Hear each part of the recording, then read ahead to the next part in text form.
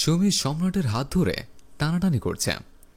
সম্রাট সুমিকে হাত ছেড়ে দেওয়ার জন্য অনেক অনুরোধ করছে, তবু সুমি সম্রাটের হাত কিছুতেই ছাড়ছে না।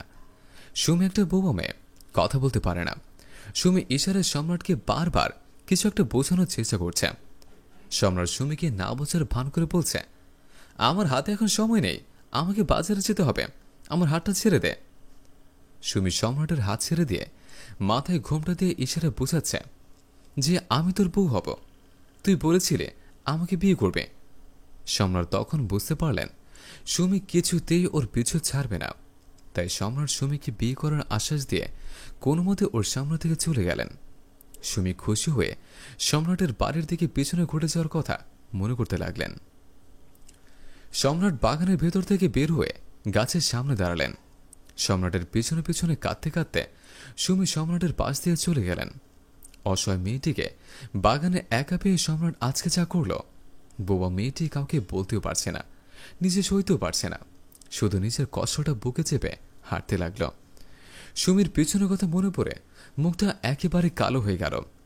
দাঁড়িয়ে দাঁড়িয়ে ভাবতে লাগলেন এখন সুমি কি করবে। এভাবে কিছু সময় ভাবনা চিন্তা করে মনে মনে সিদ্ধান্ত নিলেন সম্রাটের বাড়ি যাবে। এই কথা ভাবতে ভাবতে সুমি সম্রাটের বাড়ির দিকে রওনা দিলেন। সুমি গিয়ে সম্রাটের বারান্দায় সিঁড়িতে বসলেন।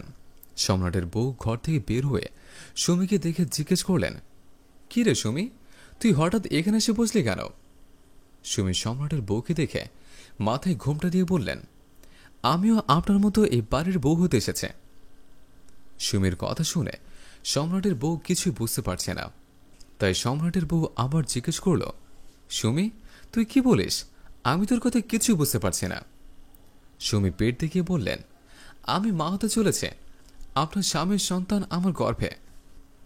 সুমি কি বলতে চাচ্ছে সম্রাটের বউয়ের আর বুঝতে বাকি রইল না।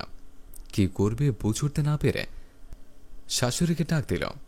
কিছুক্ষণ টাকাটুকি করার পর সম্রাটের মা এসে সম্রাটের বউকে জিজ্ঞেস করলেন, কি হয়েছে বৌমা, ডাকাডাকি করছো কেন? সম্রাটের বউ সুমিকে দেখিয়ে বললেন, মা দেখেন তো সুমি কি বলতে চাচ্ছে।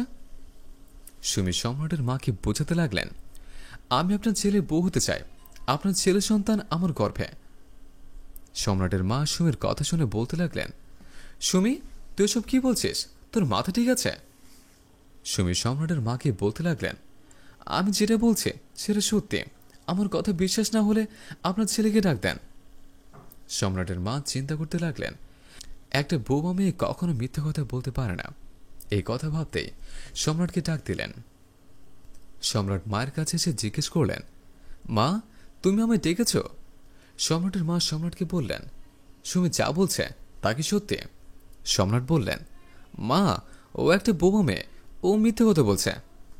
সুমি সম্রাটকে দেখিয়ে ওর সাথে ঘটে যাওয়া সব কথা ইশারে বুঝিয়ে দিয়ে বললেন। সম্রাটের মা সুমির ব্যাপারটা বুঝতে পেরে সম্রাটের বউকে বললেন, আমার ছেলে যেহেতু একটা ভুল করেছে, এই বোবা মেয়েটার কোনো দোষ নেই। ভুলটা যেহেতু আমার ছেলে করেছে, আমি আমার ছেলের সাথে সুমির বিয়ে দিতে চাই। সম্রাটের বউ বললেন, আপনি কি পাগল হয়ে গেছেন মা, আমার স্বামীর সাথে এই বোবা মেয়ের বিয়ে দিতে চাচ্ছেন? ও একটা বোবা মেয়ে, ও কোথা থেকে কি করেছে এখন আমার স্বামীর উপর চাপিয়ে দিচ্ছেন। সম্রাটের মা কিছুক্ষণ সম্রাটের বউকে বুঝিয়ে বললেন। প্রথম দিক দিয়ে সম্রাটের বউ রাজি না থাকলেও পরে সুমিকে মেনে নিতে রাজি হল। মা সম্রাটকে বললেন, বাবা তুই যে ভুল করেছিস, এই বৌমা মেয়েটি অসহায়, ওকে তোর বিয়ে করতে হবে। সম্রাট কোনো মতে বিয়েতে রাজি হচ্ছিল না। পরে সম্রাটের বউ আর মা বোঝানোর পর সম্রাট বিয়েতে রাজি হল। এভাবেই একটা বৌমা মেয়ের সর্বনাশ করার পরেও বোবা মেয়েটিকে গ্রহণ করে নিল সম্রাট। হ্যালো বন্ধুরা, আমাদের এই গল্পটি যদি ভালো লেগে থাকে তাহলে অবশ্যই লাইক, কমেন্ট এবং শেয়ার করবেন। ধন্যবাদ।